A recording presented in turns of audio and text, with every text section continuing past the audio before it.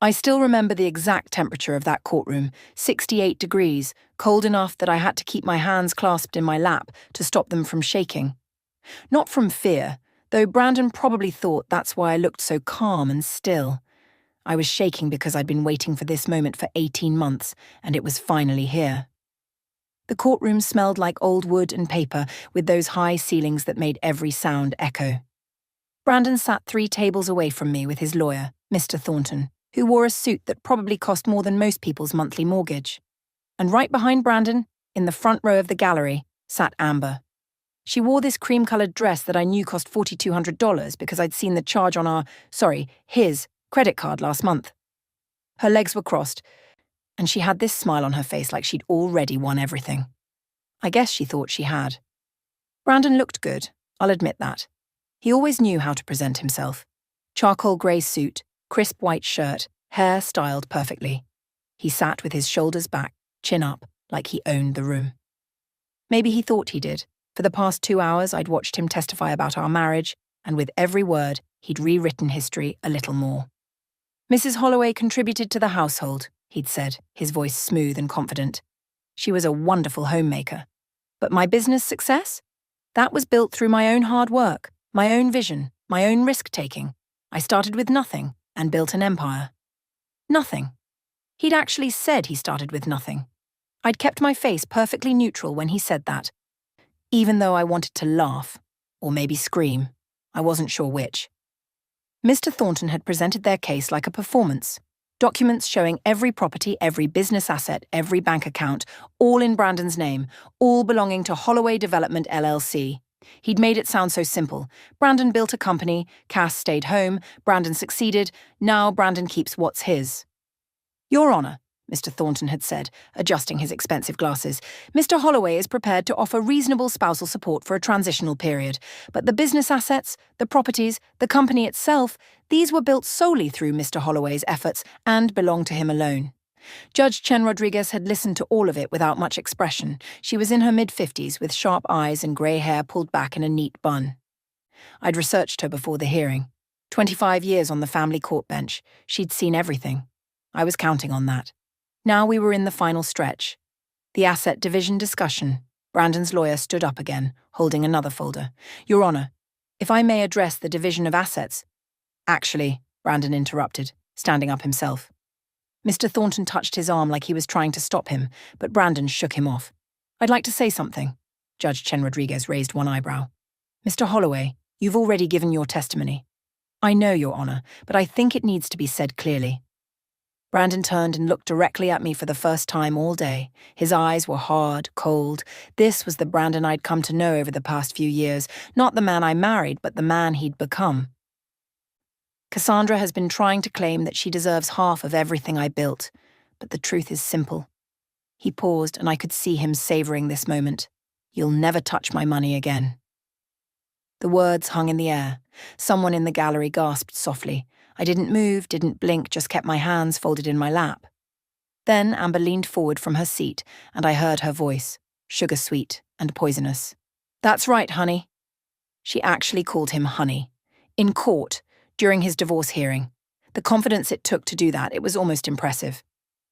Brandon smiled, that same self-satisfied smile he'd been wearing all day. Mr. Thornton looked uncomfortable, shuffling his papers, but he didn't contradict his client. Why would he? Brandon was paying him a fortune to win this case. Judge Chen Rodriguez looked at me. Mrs. Holloway, do you have a response? I could feel everyone watching me. Brandon probably expected me to cry or get angry or make a scene. The old Cass might have, but I wasn't her anymore. No, Your Honour, I said quietly. I'll let my evidence speak for me. Walter Pierce, my attorney, stood up beside me. He was 61 with kind eyes and a gentle manner that made people underestimate him. He'd done this job for 35 years, and he was very, very good at it. Your Honour, Walter said, before we conclude today's proceedings, I have some additional documentation that I believe will be relevant to your ruling. He walked forward and handed a sealed manila envelope to the bailiff, who carried it to the judge. It was thick, maybe 20 pages inside. I'd sealed it myself last night, my hands steady even though my heart was racing. Judge Chen Rodriguez took the envelope, looking at it curiously. What is this, Mr. Pierce? Evidence that addresses Mr. Holloway's claims about the origin and ownership of his assets, Your Honour. I thought it best to present it directly to you for review. The judge broke the seal and pulled out the documents. I watched her face as she began to read. First page, second page, her expression didn't change. Third page, something shifted. Her eyebrows drew together slightly. Fourth page, fifth page, and then she laughed. It wasn't a big laugh, but in that quiet courtroom, it sounded like thunder. A genuine, surprised laugh that made her eyes crinkle at the corners. She looked up from the papers directly at Brandon, and her smile was sharp as glass. "Checkmate," she said. I felt something break open in my chest. Relief, triumph, maybe just the release of 18 months of holding my breath. Brandon's smile vanished like someone had flipped a switch. "What? What is that?" Mr. Thornton leaned over, trying to see the documents, but Judge Chen Rodriguez held them close. She was still reading, and now her expression had shifted from amused to something more serious. Focused. "Your Honour, I object to—" Mr. Thornton started. "You haven't seen what you're objecting to yet, Counselor," Judge Chen Rodriguez interrupted, not looking up from the papers. She read for another full minute while the courtroom held its breath. Then she set the documents down carefully and looked at Mr. Thornton. "We're going to need to see your client's response to these documents, and I suggest you review them very carefully before we reconvene." "Your Honour, what—" Brandon's voice cracked. Actually cracked. I'd never heard him sound like that, not in 15 years of marriage. "Tomorrow morning, 9 a.m., the judge said firmly. "I'm ordering a recess to give both parties time to review this new evidence. Mr. Pierce, please provide copies to opposing counsel." Walter handed a second envelope to Mr. Thornton, who took it like it might explode. "Court is adjourned until tomorrow." Judge Chen Rodriguez stood, gathering the documents. "What the hell is in that envelope?" Brandon demanded, his voice loud now, panicked. He grabbed Mr. Thornton's arm. What did she give the judge? But I could see Mr. Thornton's hands shaking as he opened the envelope and pulled out the copies. His face went pale as he read the first page, then the second. Then he looked at Brandon with an expression I recognized, the look of someone who'd just realized they'd been played. Amber stood up in the gallery trying to see what was happening. "Brandon? What's going on?" Brandon didn't answer her. He was staring at me now, really seeing me for the first time in years, and I watched the realization dawn in his eyes that maybe, just maybe, he'd made a terrible mistake. I stood up, smoothed my simple navy dress, and picked up my purse. Walter touched my elbow gently. "Well done," he whispered. I didn't smile, not yet. But as I walked out of that courtroom, past Brandon's frozen face and Amber's confused expression, past the whispers starting in the gallery, I felt something I hadn't felt in a very long time. I felt like myself again. The first time I met Brandon Holloway, I was 23 years old, and he spilled coffee all over my presentation binder. It was at a networking event for small business owners and professionals. I'd been working at Fisher & Associates accounting firm for 2 years, and my boss had sent me to meet potential clients. I'd prepared this whole packet about our services, spent hours making it perfect, and then this guy in paint-splattered jeans backed into me while gesturing wildly about some property deal, and boom, coffee everywhere. "Oh God, I'm so sorry," he said, grabbing napkins and making it worse by smearing the coffee around. "I'm such an idiot. I wasn't looking where I was. Here, let me—" "It's okay," I said, trying to salvage what I could. Most of the pages were ruined. "It's not okay. I just destroyed your—" "What is this?" He picked up one of the dry pages. "Investment analysis services? Are you an accountant?" "I work for one." His whole face lit up. "Really? Because I actually really need to talk to an accountant. Like, desperately. I'm trying to start a real estate development business, and I have no idea what I'm doing with the financial side." That was Brandon at 27. Enthusiastic, a little clumsy, full of big dreams, and absolutely terrible at managing money. We talked for 2 hours that night. He bought me dinner to make up for the binder, and somewhere between the appetizers and dessert, I forgot this was supposed to be a business meeting. He was charming in this genuine way that you don't see much. He didn't pretend to know things he didn't. When I explained tax structures for LLCs, he listened like I was teaching him the secrets of the universe. He asked questions. He took notes on napkins. "You're really smart," he said at one point, looking at me like he was seeing something valuable. "I'm just doing my job." "No, I mean it. The way you explained all that, you made it make sense. Most people talk down to me because I'm just a contractor." We dated for 8 months before he proposed. Looking back, maybe that was fast, but it felt right at the time. Brandon was working as a general contractor, doing renovations for other people, but his real dream was to flip houses himself. He had the skills. He could do electrical, plumbing, carpentry, all of it. What he didn't have was capital. "I found this property," he told me one night over dinner at my apartment. We were eating takeout Chinese food on my couch. "It's perfect, Cass. A foreclosure in the North District. Needs work, but nothing I can't handle. It would sell for $300,000 easy once it's fixed up.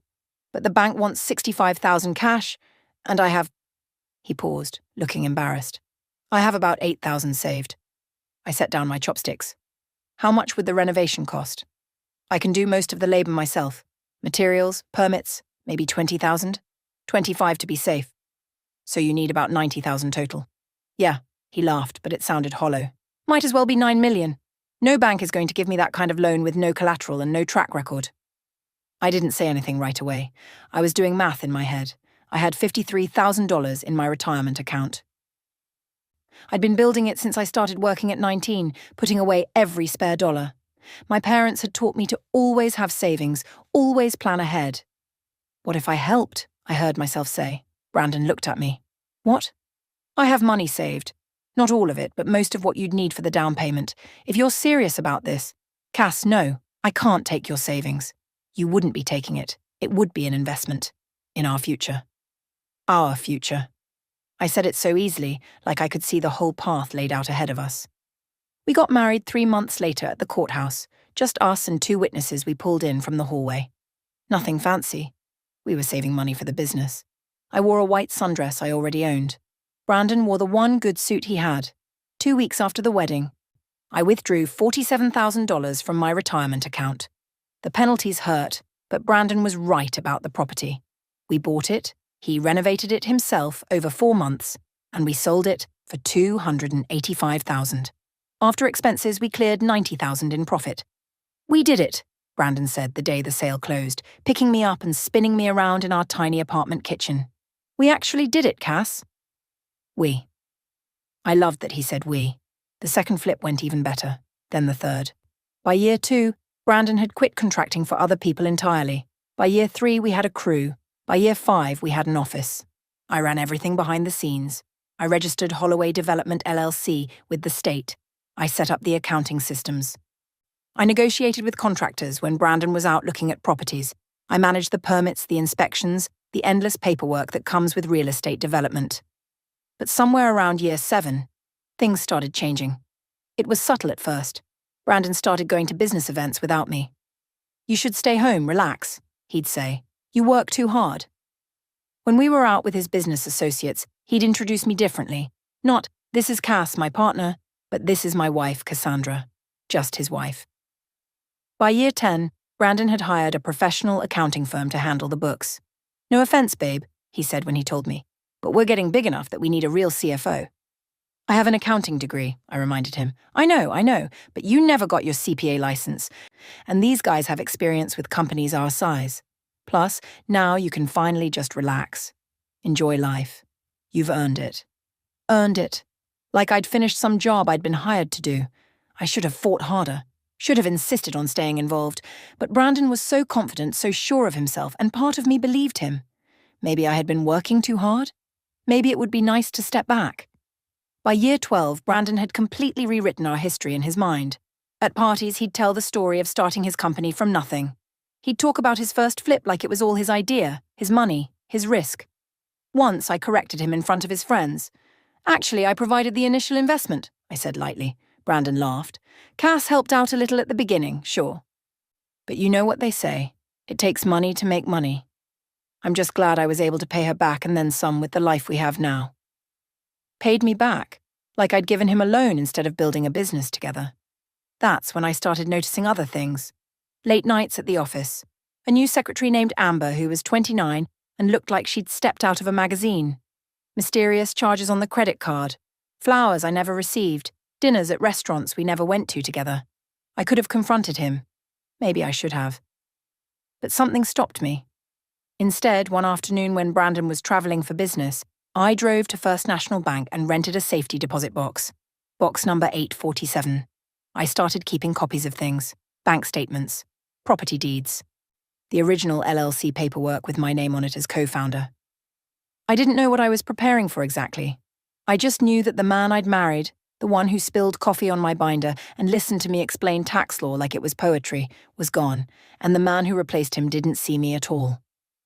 The text message that changed everything came on a Tuesday afternoon in April. I wasn't snooping. That's what I told myself anyway. Brandon had left his phone on the kitchen counter while he showered, and it lit up with a notification. I glanced at it the way you glance at anything that makes a sound. Can't wait to see you tonight, baby. Wear that thing I bought you. The sender was saved as A. Sinclair Office. My hands went numb. I stood there holding a dish towel, staring at that screen until it went dark again. Then, I very carefully set down the towel, walked to our bedroom and closed the door. I didn't cry. That's the strange part. I sat on the edge of our bed, the bed I'd picked out, in the house my retirement money had helped build, and I felt nothing. Or maybe I felt everything at once and it all cancelled out into this flat, quiet emptiness. Brandon came out of the shower 20 minutes later, singing some song under his breath. He kissed the top of my head as he passed. I've got a late meeting tonight, babe. Don't wait up. Okay, I said. He didn't even look at me closely enough to see that something had broken. That night, after Brandon left for his meeting, I did something I'd never done before. I followed him. He drove to the Pearl District, the expensive part of downtown with the converted warehouses and trendy restaurants. I stayed 3 cars back, my heart hammering so hard I could feel it in my throat. He parked in front of a new high-rise called the Meridian and walked inside like he owned the place. I waited 30 minutes, then walked into the lobby. The doorman barely glanced at me. I'm here to see the Sinclair residence, I said, amazed at how steady my voice sounded. 1204. Elevators are to your right. 1204. I didn't go up. I didn't need to.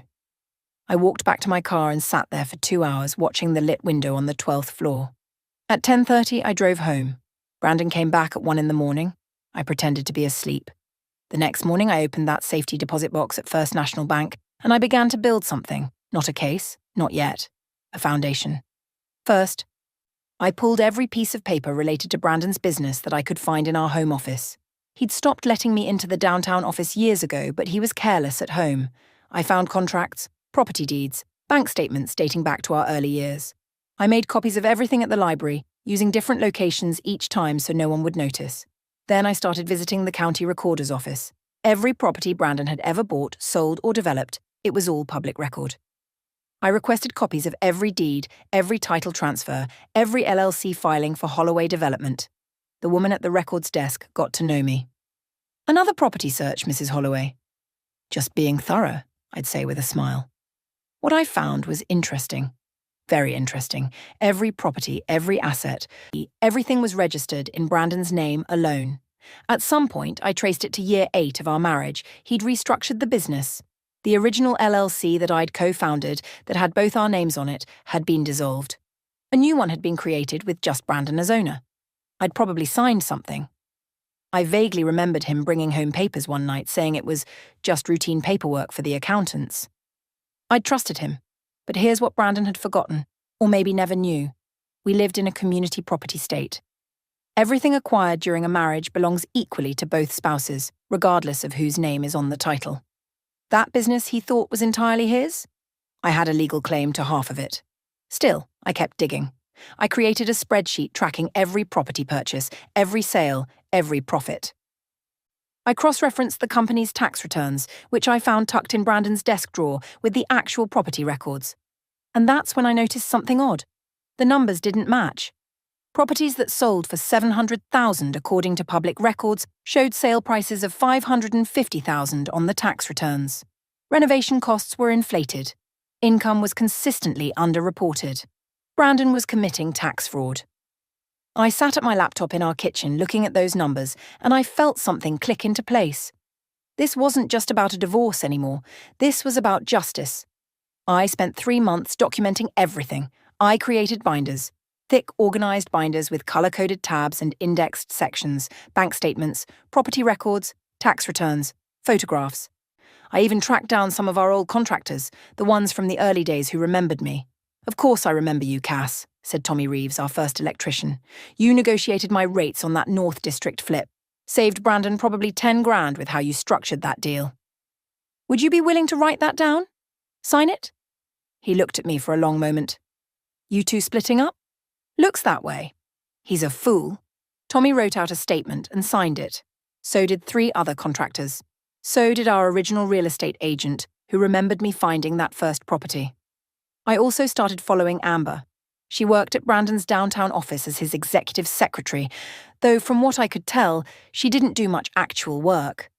I watched her leave for 2-hour lunches, shopping with credit cards that had to be Brandon's. I photographed her entering and leaving the Meridian apartment building. I noted the dates, the times. Then one afternoon, I followed her to a car dealership. She drove away in a brand new Mercedes, $80,000 at least. I pulled the registration record the next week. The car was titled in her name, but the purchase had been made through one of Brandon's shell companies. Shell companies. That's when I really started digging. Brandon had created 3 separate LLCs that I could find. One was Holloway Development, the main company, but the others were called Summit Holdings and Riverside Properties Group. They looked like investment companies, but when I traced the money, I realized what they really were: places to hide assets. Properties purchased through these shell companies, rental income that never appeared on Holloway Development's books, cash payments that disappeared into accounts I couldn't access. And then there were the offshore accounts. I found evidence of them in an old email Brandon had left open on our home computer. A wire transfer to something called Cayman International Trust Services. $230,000 just vanished overseas. I photographed everything, documented everything, created a timeline that showed exactly when Brandon had started moving money, hiding assets, preparing for something. He'd been planning this, I realized. Maybe not the divorce itself, but he'd been protecting his wealth from me for years. He just didn't know I was watching. 6 months into my investigation, I met with a lawyer. Not just any lawyer. I'd researched divorce attorneys the same way I'd researched everything else. Walter Pierce had a reputation for being thorough, fair, and absolutely relentless when he needed to be. I brought my binders to our first meeting. Walter looked at them, then at me. "How long have you been preparing this?" 6 months. He opened the first binder, then the second. He read for 45 minutes without saying a word. Finally, he looked up. "Mrs. Holloway, in 35 years of practicing family law, this is the most thoroughly documented case I've ever seen. Your husband has no idea what's coming, does he?" "No," I said. "He thinks I'm just a housewife who spent his money." Walter smiled, and it wasn't a friendly smile. It was the smile of someone who'd just been handed a winning hand. "Then let's show him exactly how wrong he is." 3 weeks later, I walked into Brandon's downtown office at 2 in the afternoon with a manila envelope. The receptionist at Holloway Development looked up when I walked in, and I saw the moment of confusion cross her face. Brandon's wife didn't come to the office. Brandon's wife stayed home. "Mrs. Holloway," she said, uncertain.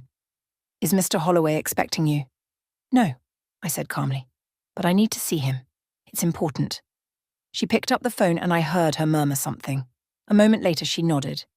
"He'll see you in his office." I walked down the hall I'd helped pay for, past the expensive artwork Brandon had bought, past the glass-walled conference room where 3 people stopped their meeting to watch me pass. I could feel their eyes following me. Brandon's office was at the end of the hall. The door was open. He sat behind a massive mahogany desk, and Amber was perched on the edge of it, laughing at something he'd said. She wore a skirt that was too short for an office, and heels that were too high for someone who actually worked. They both looked up when I appeared in the doorway. "Cassandra." Brandon stood up quickly. Amber slid off the desk, suddenly very interested in the papers she was holding. "What are you doing here?" I stepped inside and closed the door behind me. Then I walked forward and placed the manila envelope on his desk. "You're being served with divorce papers," I said. The colour drained from Brandon's face. Amber's mouth fell open in this almost comical way. "What?" Brandon's voice came out strangled. "I'm filing for divorce. Those are the papers. You have 30 days to respond." Brandon grabbed the envelope and tore it open. His hands shook as he pulled out the documents. I watched him read the first page, then the second. His face went from pale to red. "This is insane," he said. "You're asking for half of everything, half of my company, my properties. You've lost your mind." "Our company," I corrected quietly. "Our properties.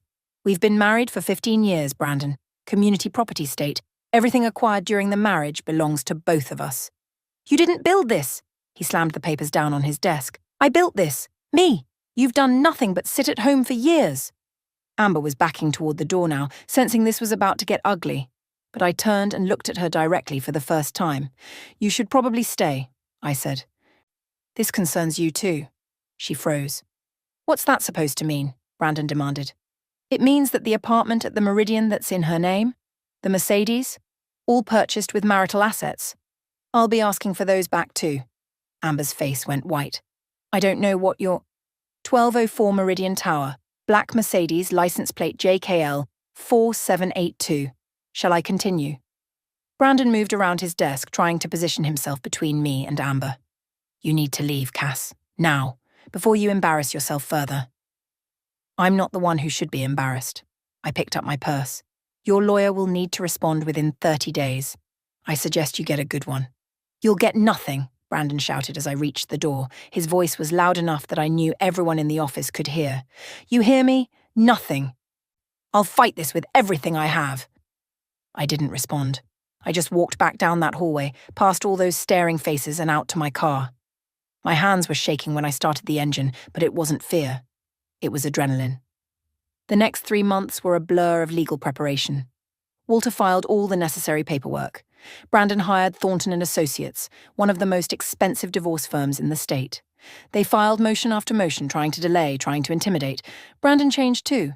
He stopped trying to be civil. He had our joint bank accounts frozen, which didn't matter because I'd opened my own account months ago. He had the locks changed on our house while I was out, which was fine because I'd already moved into a small apartment across town. He also started running his mouth to anyone who would listen about how I was trying to steal everything he'd worked for. Then came the court date. I dressed carefully that morning. Navy blue dress, simple and professional, minimal jewelry. I wanted to look competent, not flashy. Walter met me outside the courthouse. "Ready?" he asked. "Yes." The hearing started at 9. Judge Chen Rodriguez presided, looking stern and efficient. Brandon arrived with Mr. Thornton and an assistant carrying boxes of documents, and right behind them, wearing that cream-coloured dress, came Amber. "Is she allowed to be here?" I whispered to Walter. "Public hearing," he murmured back. "Anyone can attend." The first 2 hours were procedural. Asset lists, property valuations, financial disclosures. Mr. Thornton presented their case methodically. Everything in Brandon's name, everything belonging to Holloway Development LLC. Cass was just a spouse, a dependent, entitled only to basic support. Then Brandon took the stand. Mr. Thornton walked him through their narrative. How Brandon had started with nothing. How he'd built his business through his own hard work and vision. How I'd been a homemaker, supportive but not involved in the actual business. "And Mrs. Holloway's financial contribution to starting your business?" Mr. Thornton asked. "There may have been a small loan early on," Brandon said as if he couldn't quite remember. "But that was repaid long ago through the lifestyle I provided." "A loan." He called my retirement money a loan. Walter cross-examined him carefully. He established timelines. He got Brandon to confirm he'd had no money when we married. He walked Brandon through the early years, and with each question, Brandon's answers got more defensive. "I built this myself," Brandon insisted. "Every property, every deal. That was my vision, my execution. And the bookkeeping, the permit applications, the contractor negotiations.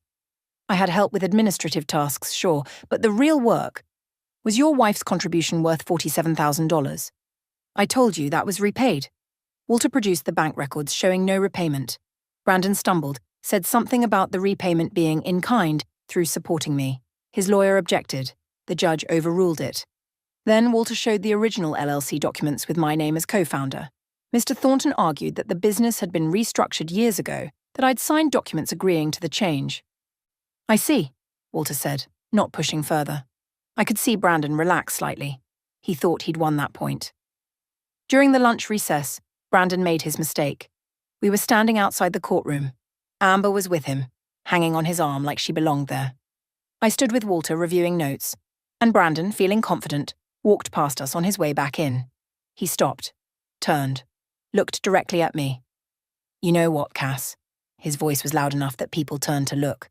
"You can bring all the paperwork you want, you can have the best lawyer money can buy, but the truth is simple and everyone in that courtroom knows it." He stepped closer, his face filled with contempt. "You'll never touch my money again." The hallway went quiet. I felt Walter's hand on my elbow, steadying me. Then Amber leaned forward, her smile sharp and victorious. "That's right, honey. She said it like she'd already won, like I was already defeated, like she'd taken everything and there was nothing I could do about it. Brandon turned and walked into the courtroom, Amber trailing behind him like a prize he'd won. Walter looked at me. "You okay?" "Perfect," I said, and I meant it. When court reconvened, Judge Chen Rodriguez asked if there was any additional evidence before she recessed for deliberation. Walter stood. "Yes, Your Honor. I have one more piece of evidence that I believe will be crucial to your ruling." He walked forward with the sealed envelope I'd prepared last night. My hands had been steady as I'd placed everything inside, checking twice to make sure it was complete. The judge opened it, started reading, and then she laughed. That moment when her face changed, when she looked at Brandon and said, "Checkmate. I'll remember it for the rest of my life." The next morning, I arrived at the courthouse 30 minutes early. I'd barely slept, but I wasn't tired. I felt alert, focused, like every nerve in my body was awake. Walter met me outside. "How are you feeling?" "Like I'm about to find out if the last 18 months meant anything." He smiled. "Trust me, Cassandra. They meant everything." We walked into the courtroom together. Brandon was already there with Mr. Thornton, and I noticed immediately that something had changed. Brandon's confident posture from yesterday was gone. He sat hunched forward, his elbows on the table, his face pale. Mr. Thornton looked even worse. There were dark circles under his eyes like he'd been up all night. Amber wasn't there. Her seat in the gallery was empty. Judge Chen Rodriguez entered at exactly 9 o'clock. We all stood, then sat. She had a thick folder in front of her, my envelope, plus whatever research she'd done overnight. "Before I deliver my ruling," she began, "I want to address the evidence presented yesterday afternoon by Mrs. Holloway's counsel." Brandon's lawyer stood. "Your Honor, if I may." "You may not, Mr. Thornton. Sit down." He sat. Judge Chen Rodriguez looked directly at Brandon. "Mr. Holloway, the envelope I received yesterday contained documentation that fundamentally changes the nature of this case. I'm going to walk through it step by step because I want to be absolutely clear about my reasoning." She opened the folder. First, Mrs. Holloway provided the original LLC filing documents for Holloway Development, dated 15 years ago, showing her as co-founder and equal partner. You restructured the business 8 years ago, removing her name, but that doesn't erase her initial contribution or her rights under community property law. Brandon started to speak, but his lawyer grabbed his arm. Second, the judge continued, Mrs. Holloway documented that she provided $47,000 in seed capital from her retirement account to start your business. You testified yesterday that this was a small loan that was repaid. Mrs. Holloway has provided bank records showing no repayment was ever made. She also provided statements from multiple contractors confirming that she negotiated deals, managed permits, and handled bookkeeping for the first 7 years of your business. I watched Brandon's jaw clench. Third, and this is where things get particularly interesting, Mrs. Holloway discovered that you've been operating 2 sets of financial books. Mr. Thornton's eyes went wide. Your Honor, that's an extremely serious allegation. It's an extremely serious crime, Mr. Thornton. Judge Chen Rodriguez pulled out several pages. Mrs. Holloway provided copies of your company's tax returns for the past 5 years, which she found in your shared home office. She then cross-referenced these returns with public property records, showing actual sale prices, actual purchase prices, and actual transaction dates. She looked at Brandon over her reading glasses. The numbers don't match, Mr. Holloway. Properties that sold for $700,000 show sale prices of $550,000 on your tax returns. Renovation costs are consistently inflated. Income is systematically underreported. You've been committing tax fraud for at least 5 years, possibly longer. The courtroom was absolutely silent. But that's not all, the judge continued. Mrs. Holloway also discovered 3 shell companies you created, Summit Holdings and Riverside Properties Group among them. You've been funneling assets through these companies to hide them from taxation and presumably from your wife in anticipation of divorce proceedings. Brandon's face had gone from pale to grey. She also found evidence of an offshore account in the Cayman Islands containing at least $230,000 in unreported funds. Mr. Thornton stood up shakily. Your Honor, these are allegations that should be addressed through proper channels. They have been, Mr. Thornton, because here's the final piece of evidence Mrs. Holloway provided. Judge Chen Rodriguez held up a document. 3 weeks before filing for divorce, Mrs. Holloway submitted a detailed whistleblower complaint to the Internal Revenue Service, documenting your client's tax fraud with the same thoroughness she's documented everything else. My heart was pounding so hard I could hear it in my ears. The IRS has opened a formal investigation into Mr. Holloway's finances. Mrs. Holloway, as the whistleblower, is entitled to between 15 and 30% of any funds the IRS recovers. Given the scale of the fraud documented here, that could amount to several $1 million. Brandon made a sound like all the air had been knocked out of him. Now, let's address the asset division, Judge Chen Rodriguez said. Normally, in a community property state, marital assets are split 50-50.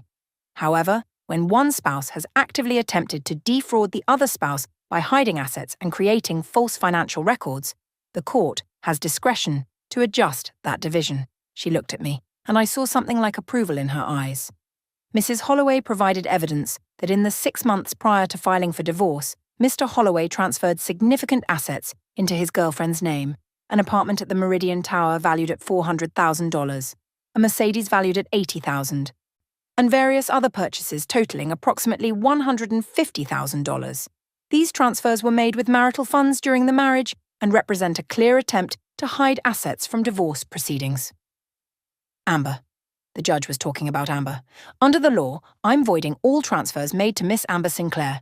The apartment, the vehicle, and all other assets will be returned to the marital estate for division. Miss Sinclair will need to vacate the apartment within 30 days. I thought about Amber's empty seat in the gallery. She must have known this was coming.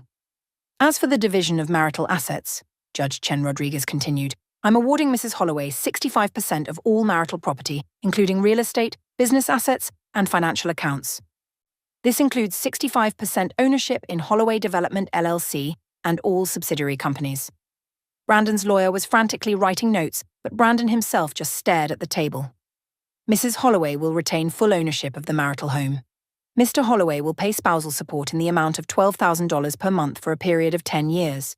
And given Mr. Holloway's attempts to hide assets and defraud both his wife and the federal government, I'm ordering him to pay Mrs. Holloway's legal fees in full. The judge set down her papers and looked directly at Brandon. Mr. Holloway, I suggest you retain excellent criminal counsel. The IRS investigation is just beginning, and based on the evidence I've reviewed, you're facing serious federal charges. This court's ruling today is the least of your problems. She brought down her gavel. Case concluded. I sat there, not quite believing it was over. Walter put his hand on my shoulder and squeezed gently. Brandon stood up slowly like he'd aged 10 years in 10 minutes. He looked at me across the courtroom, and for just a second, I saw the man I'd married, confused, lost, realizing too late what he'd thrown away. Then his expression hardened back into anger. He turned and walked out with Mr. Thornton trailing behind him, already talking rapidly about appeals and options.